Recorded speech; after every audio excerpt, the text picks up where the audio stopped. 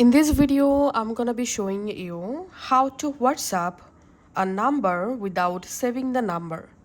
All you have to need, go to your WhatsApp app, tap on this new chat icon, and here you have to open your own WhatsApp chat. Just tap on you, and then in this message box, you have to write the WhatsApp number whom you want to message, call without saving the number. Just type the number in box and send the number as a text message.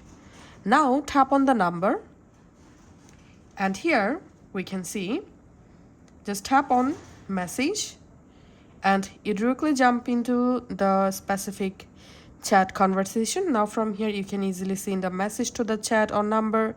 You can start calling by tapping on this call option. So this is how you can actually WhatsApp someone without saving the number.